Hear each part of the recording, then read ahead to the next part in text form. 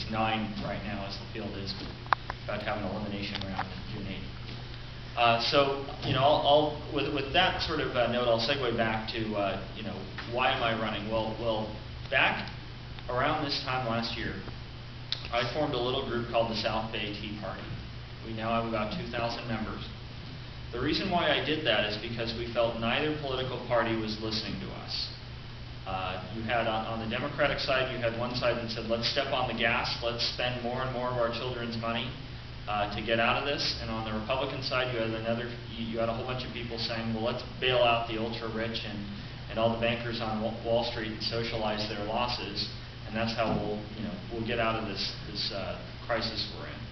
And I choose the third path. I think that the way that we get out of this is through hard work, through personal responsibility. There's no way to wave a magic wand and say, oh, if we just spend more money, if we just have more money for this or that, things will go away.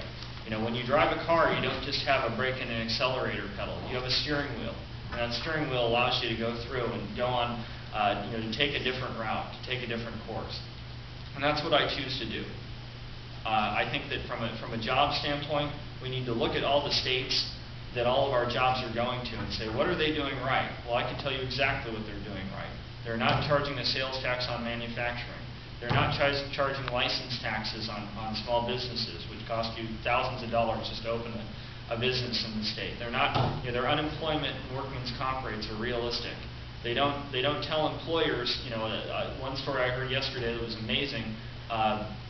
A guy, you know, the schedules are so rigid in many professions that literally if somebody wants to take a day off last minute, if they come, you know, they still have to pay them for the entire day, even if they're going to make up the hours later. And if they make up the hours later, they have to give them overtime, even though they were only at work 8 hours. So somebody could be at work 8 hours, but because it looks like a 12-hour day because they took 4 hours out to deal with a family emergency or something, they're still getting time and a half for that 4 hours in between.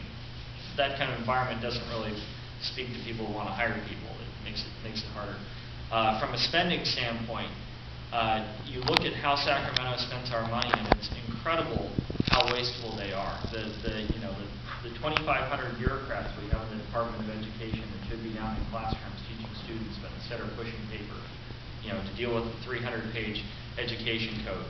The Department of Corrections and the fact that we now pay 9,000 state employees that are retired and haven't been working in years over $100,000 a year in pension, while we're laying off teachers, we're taking cost off fees, etc. You know, the amount that we spend on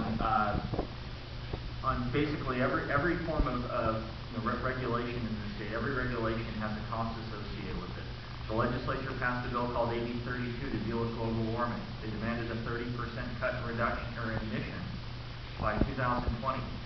You could take every car in the street off, and you wouldn't get a 30% reduction in emissions. But that's what we've mandated, and the result is going to be 1 million jobs that are simply going to go out of state. That's job killer legislation. We need to suspend it.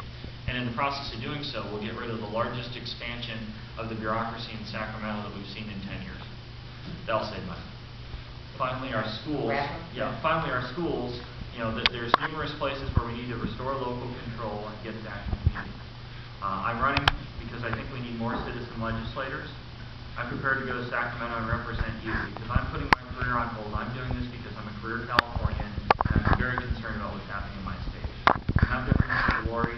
It's not a fun job, but you know what? I'm going to go up there and I'm going to do the best I can to represent